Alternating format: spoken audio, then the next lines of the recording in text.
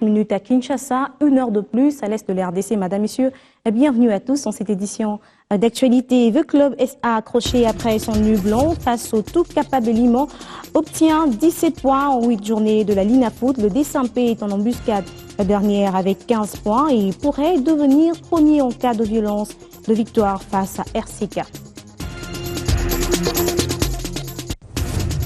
Les habitants de Lubero dans le Nord Kivu pourront dans les prochains jours vaquer librement à leurs occupations.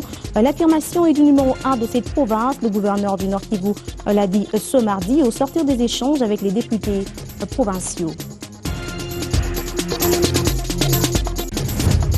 La commission économico-financière de l'Assemblée nationale a 17 jours pour examiner le projet de loi des finances, exercice 2016. Le texte a été déclaré recevable après les réponses du Premier ministre aux préoccupations de la représentation nationale.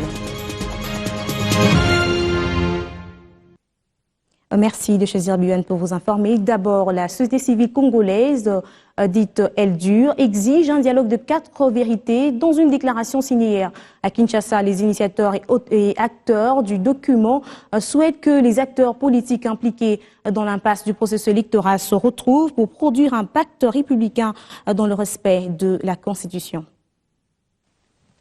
Cette structure de la société civile lance un appel pour l'organisation d'un dialogue citoyen. Appel lancé ce mardi lors de la signature du manifeste de la société civile congolaise pour le salut de la nation par un dialogue citoyen. Selon les initiateurs de ce document, la RDC est en danger. Notre salut est dans un dialogue des 4 vérités, un dialogue citoyen. En tant qu'élite et force vive de la nation, mettons un terme aux stratégies et manœuvres dilatoires que bon nombre d'entre nous manient cyniquement dans le seul but d'assouvir des intérêts personnels. Hissons-nous plutôt à la hauteur de ce que notre peuple espère, notamment en pensant la conception d'un pouvoir d'État qui soit dorénavant voué à chercher de manière déterminante et concertée les voies susceptibles de nous mener correctement à l'édification d'une terre congolaise prospère pour tous. Les initiateurs manifestent les intérêts généraux de la nation. Exhortons avec force le président de la République à se mettre à la hauteur de ses devoirs du moment, à entendre les cris du peuple congolais en détresse, à mettre en avant, en sa qualité de chef de l'État, les intérêts supérieurs de la nation. Les initiateurs appellent les organisations de la société civile ainsi que les acteurs politiques qui prendront part au dialogue à ne pas avoir des agendas cachés. Ils souhaitent même qu'il n'y ait pas de perdien pendant cette période pour les participants pour permettre de trouver des élites qui ont besoin de sauver le pays. Autre appel au dialogue, c'est celui du principal parti de l'opposition lors d'une conférence de presse la semaine dernière à Bruxelles. L'Union pour la démocratie et le progrès social a lancé une sorte d'ultimatum au pouvoir, l'enjoignant de convoquer ces assises considérées par le parti comme une voie royale de sortie de crise. Quelle interprétation faire de cette position de l'Union avec Ilan Kabal? Le chassé-croisé de juin 2015 au Palais de la Nation pour des consultations nationales, tous les yeux sont restés rivés dans l'attente de la convocation d'un probable dialogue national. Plus de 3 mois après, ce forum n'est toujours pas convoqué. L'UDPS, principal parti de l'opposition favorable à un dialogue sous une médiation extérieure, fait à nouveau entendre sa voix. Depuis Bruxelles, en Belgique, où séjourne son président national pour raison de santé, le parti a lancé vendredi 23 octobre 2015 un ultimatum au pouvoir, l'enjoignant d'entamer d'ici novembre le dialogue national, menaçant d'en appeler à la rue. Le dialogue politique est pour l'UDPS la seule voie royale pour sortir de l'impasse actuelle. Le processus électoral en cours devra se dérouler impérativement dans le respect de la Constitution et des délais que celle-ci prescrit, et par conséquent, aucun glissement ne sera toléré. Même si le parti d'Étienne Tshisekedi s'est dit partant pour le dialogue, il reste cependant campé sur sa position, voir ses assises se tenir sous la facilitation de la communauté internationale. Une exigence qui, d'après le mécanisme de suivi des accords d'Addis Abeba, n'est pas correcte. Le Conseil de sécurité demande à M. Kobler de promouvoir, de mettre ses bons offices à la disposition de toutes les parties prenantes pour faire en sorte que la voie aux élections soit balisée. Ce n'est pas à lui d'organiser. Le dialogue, c'est une activité souveraine. C'est aux Congolais d'organiser leur dialogue et de prendre éventuellement à témoin cette communauté internationale. La non-violence implique le dialogue. C'est comme ça qu'on avance. Comme on n'a pas d'armes, on ne fait rien par la force. On le fait par la discussion, par la persuasion. Donc ça veut dire qu'en l'UDPS, on trouvera toujours un interlocuteur prêt à se mettre sur la table pour trouver des solutions pour le Congo. Oui, favorable au dialogue et à la non-violence, on se souviendra tout de même qu'au pré-dialogue initié dernièrement en Europe, avec le représentant du pouvoir, l'UDPS s'était retiré. On a été surpris par le communiqué de l'UDPS. On a été très surpris par ce communiqué parce que les deux rounds se sont déroulés dans une atmosphère de courtoisie, de grande fraternité et tout s'est bien passé. À noter que lors de sa dernière conférence de presse, l'Union pour la démocratie et le progrès social a réclamé aussi une recomposition de la CENI chargée d'organiser une longue série de scrutins. C'est une démarche légitime, estime le porte-parole de la majorité présidentielle. Qu'à cela ne tienne, Alain Tunduliongo pense que l'on devrait plutôt attendre que le chef de l'État, initiateur du dialogue politique, précise par un message les sujets retenus, le format ainsi que les participants. Il est joint au téléphone par Julie Sefou. La société civile est libre de faire des propositions quant à l'objet et éventuellement même au format du dialogue. Mais je me souviens que le chef de l'État a déjà eu des contacts préliminaires avec tous les acteurs de la vie politique, y compris d'ailleurs la société civile. Et donc, attendons qu'il puisse nous livrer un message sur le dialogue, c'est-à-dire quels sont les sujets qu'il a retenus de ce dialogue, quel format il va faire de ce dialogue, qui vont participer, et ainsi de suite. L'agenda caché, c'est chacun qui a été reçu, qui a son agenda caché. S'il a dit au chef de l'État, ce n'est plus un agenda caché, donc c'est l'agenda de toute la République, et laissons au président de la République le soin de nous dire, de tirer les conclusions de ces contacts préliminaires afin de nous donner.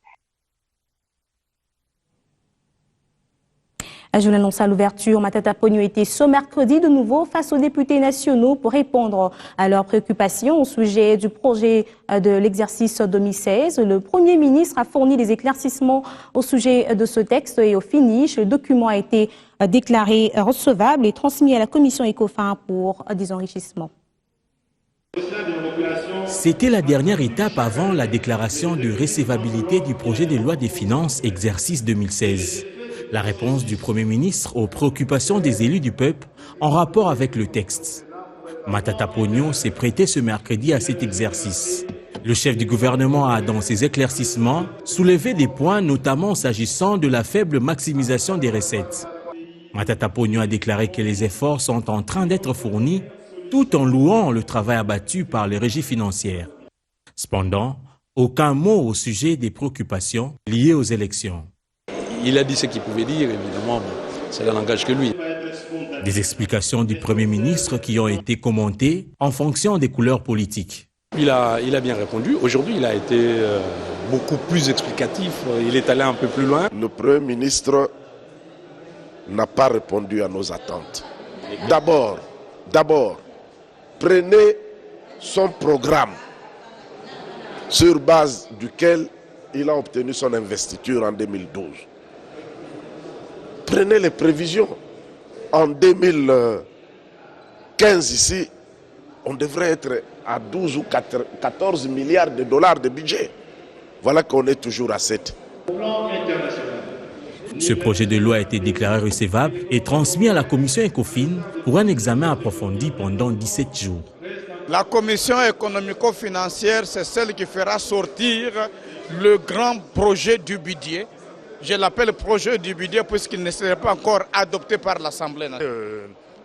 Bien que nous l'avons reçu, nous allons en commission essayer d'améliorer le texte avec les amis du gouvernement pour éliminer certaines rubriques qui sont budgétivores. Et comme je l'avais dit, il faut éviter du saupoudrage, il faut que les affectations soient dans les secteurs productifs qui peuvent avoir un effet d'entraînement positif sur l'ensemble d'autres secteurs de la vie nationale. Vous avez corrigé ensemble avec moi qu'il s'agissait de la commission ECOFIN. Juste après, les élus du peuple ont auditionné le ministre de la Justice au sujet du différend entre la RDC et l'Ouganda. Différend, je le rappelle, est à la base de l'arrestation de l'ancien avocat de la République, Chiba Nkalala. La Chambre basse du Parlement a fait des recommandations pour que la RDC soit en possession des documents saisis par l'ancien député national avant l'audience à la Cour internationale de justice. Et pour que le droit soit dit dans cette affaire, je propose de suivre un extrait de la locution du ministre de la Justice. J'ai pour principe le respect de la continuité de l'action de l'État. Que je ne voyais pas des raisons pour lesquelles j'allais revenir sur une décision qui a été prise par un ministre de haute qualité. Mumba est un ministre de haute qualité. Et surtout que les raisons de sa révocation étaient bien fondées.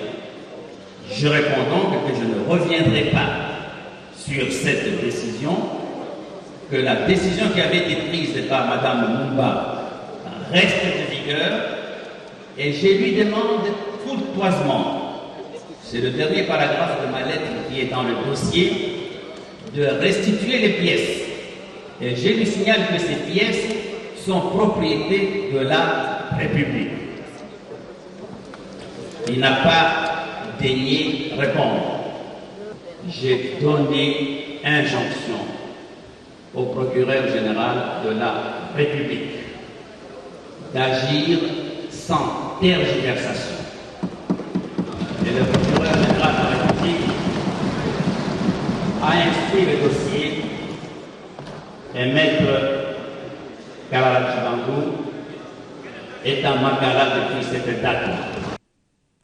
34 millions de dollars américains et la somme que vient de bénéficier la RDC de la part de la Banque mondiale, une somme allouée à la promotion des échanges commerciaux entre les populations de villes frontalières de la RDC et à celles du Rwanda et l'Ouganda. C'était au cours de la signature du tout premier accord en la matière entre la Banque mondiale et le gouvernement congolais. Le premier accord de financement signé entre la Banque mondiale et le gouvernement de la République à travers le ministre des Finances Henri-Yves Moulang porte sur la facilitation du commerce frontalier dans la région des Grands Lacs. Ces projets évalués à 34 millions de dollars américains concernent la promotion des échanges commerciaux entre les populations des villes frontalières du Rwanda, de l'Ouganda et celles de la République démocratique du Congo, principalement des Goli, des Kassindi, des Rumangabo, des Bukavu et des Goma à la Petite Barrière. C'est le ministre des Finances, Henri-Yves Moulang, et le directeur des opérations de la Banque mondiale, Amadou Moustapha Ndiaye, qui ont signé cet accord devant les services bénéficiaires de cette enveloppe de la Banque mondiale. Le commerce transfrontalier constitue ainsi un des moyens d'asseoir la sécurité et la paix dans cette partie de notre pays, en même temps qu'il permet de créer la solidarité entre les communautés. Le deuxième accord de financement à titre de dons porte sur le développement des données statistiques en RDC. Cet accord de 45 millions de dollars américains concerne l'INS, l'Institut national des statistiques. Il a pour objectif l'amélioration de la qualité de la promotion et de la diffusion des statistiques économiques et sociales essentielles en RDC. Ce projet fait partie de l'engagement global de plus d'1 milliard qui a été pris par la Banque mondiale. Tous ces projets viennent renforcer les systèmes statistiques nationaux. Ces accords font suite à la dernière visite dans la région des Grands Lacs du président de la Banque mondiale, Kim Jong. Et parlons santé à présent, le tabagisme prend un niveau exponentiel en Afrique. Les chiffres indiquent que l'on pourrait atteindre près de 30% de taux de prévalence si rien n'est fait. Une situation que compte renverser l'Organisation mondiale de la santé. Pour y arriver, le bureau afro de cette organisation internationale fait savoir qu'il s'impose une accélération de la mise en œuvre de la Convention cadre pour la lutte contre le tabac, une base solide ratifiée par environ 180 pays dont la RDC.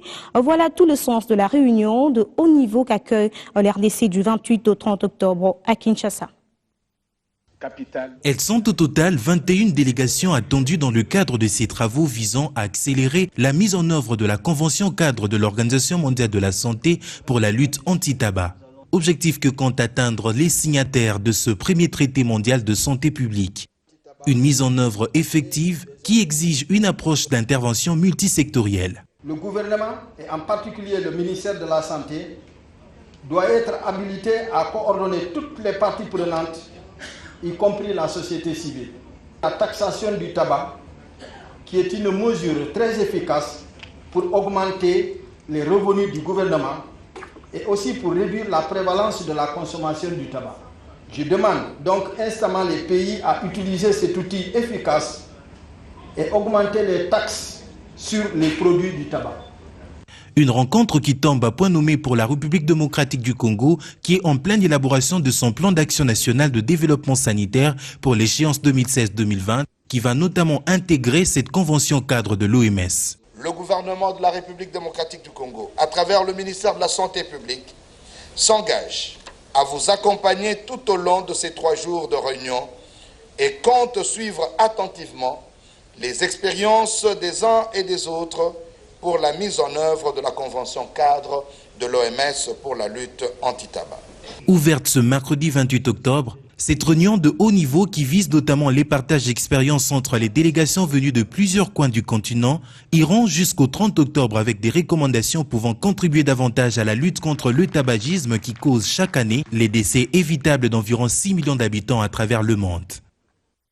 La direction Est de la RDC, rencontre de haute portée à huis clos ce mercredi à Goma entre les députés provinciaux et le comité provincial de sécurité. Au centre de leur entretien, la montée en puissance de l'insécurité dans tous les coins du Nord Kivu. Face à la presse, le gouverneur Julien Paluku se veut rassurant quant à le retour de la quiétude sur toute l'étendue de la province. On l'écoute au micro de Patrick Sialoura.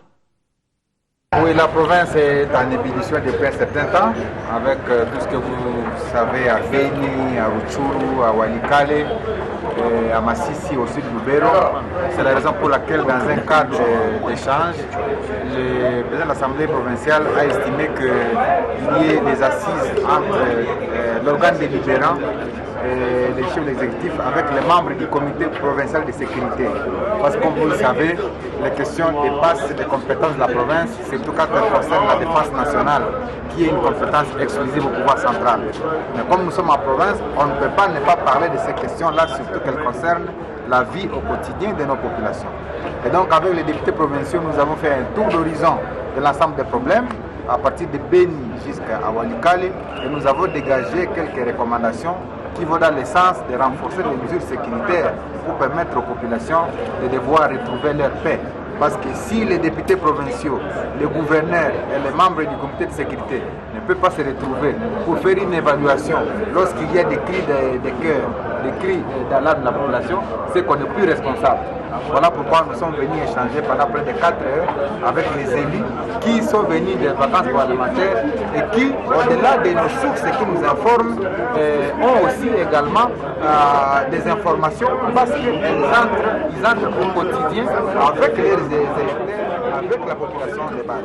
Voilà pourquoi nous sommes venus nous ressourcer auprès de eux pour savoir, au-delà de ce que nous savons par les services, qu'est-ce que les députés aussi savent comme cause, comme facteurs qui peuvent être combattus dans une sorte de collégialité pour que nous retrouvions ensemble la paix. Donc, sur des questions, par exemple, concernant l'insécurité sur les tronçons routiers, nous les avons également abordées et des mesures qu'on ne peut pas commencer à communiquer parce que sinon, ceux qui sont en train de poser ce tort-là, il faut aussi être informé. Mais au moins, l'opinion du Nord Kivu devra savoir l'Assemblée provinciale, le gouvernement provincial et les membres du comité provincial de sécurité se sont retrouvés pour ensemble peaufiner des mesures qui vont dans le sens de sécuriser l'ensemble de la population. Le sport, avant de nous séparer, le club a subi le coup d'arrêt face au tout capable Elima de Matadi en concédant un nul blanc de 0 cet après-midi au stade Père-Raphaël de la Kétule. Et Kolomayala, le gardien d'Elima, a été l'homme du match qui a sorti le grand jeu face au Dauphin Noir en cas de victoire. Demain, face au Racing Club de Kinshasa, le Desampé pourrait reprendre la tête du site ouest. À la fin de ce journal, l'information se poursuit au www.bonetv.com. Je vous retrouve demain à 19h30. Retrouvez Bibi Chkoua à 23h30.